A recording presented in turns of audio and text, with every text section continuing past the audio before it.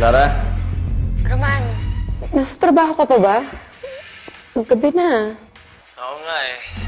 Nagyaya kasi yung isang kliyente mag-inuman, syempre hindi ako makatanggi, kaya... Anong oras ka uuwi? I don't know. Just don't wait up for me. Sige, mauna ka nang matulog, ha? Okay, sige. Mag-ingat ka na lang pa uwi, ha? I love you. I love you too.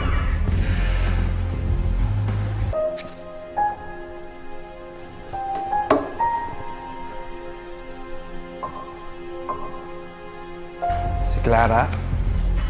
No. Boss, baka makaamoy si misis niyan.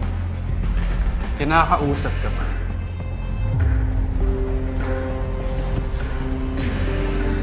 Just let her wait. I'll make it worth it. You better.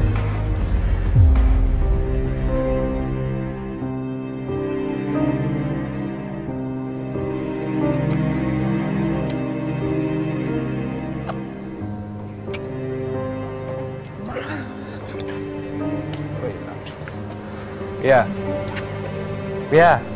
Ano yan? Una na ako. Sabay na ako, boss. Sige, sige. Bukas na lang. Sige, boss. Ikaw lang tatlo?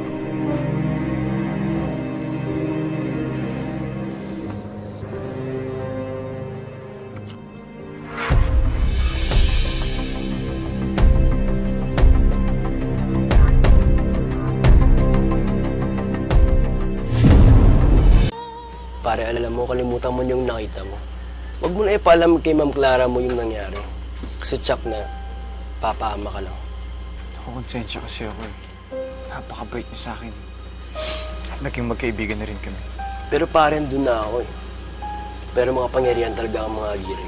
At hindi malabo na narasbahan ka ng Roman na yun kapag nalaman niya, ikaw nagpasabo ng pinakamalaking sikreto niya.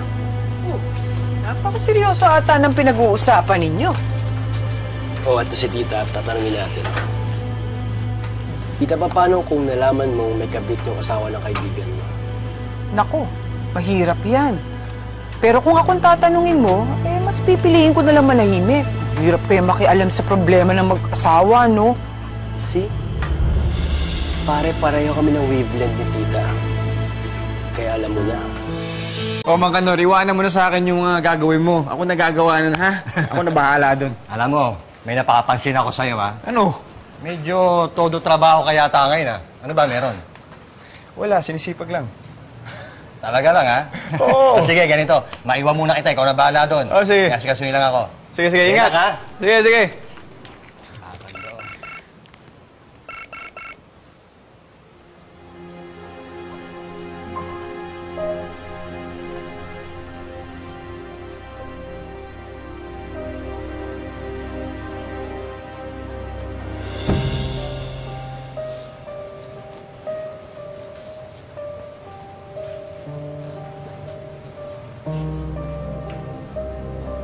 Ma'am, kailangan niyo ba ng tulong?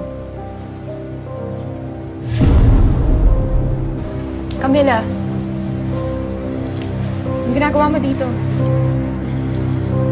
Jason, can you leave us for a moment?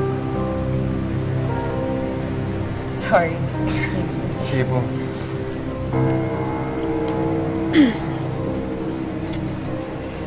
Nandito lang ako to tell you that I'm canceling our deal.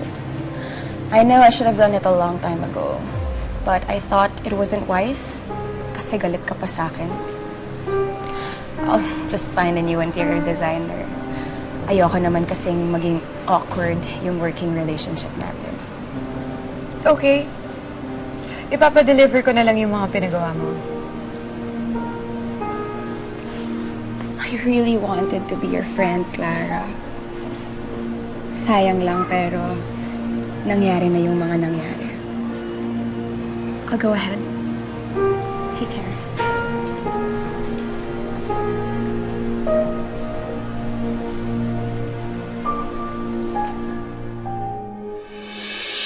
Ma'am, ito po yung kontrata natin sa mall.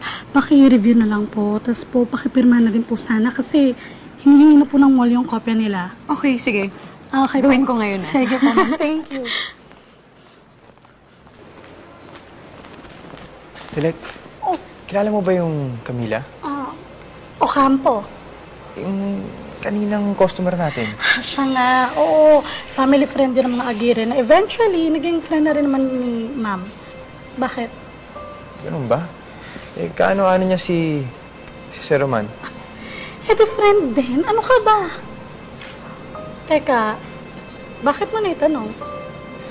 Wala. Na-curious lang po ako. Siya, sige, mauna na ako. May check pa ako sa loob. Ha? Sige, sama na po ako sa inyo. Halika na. Dali.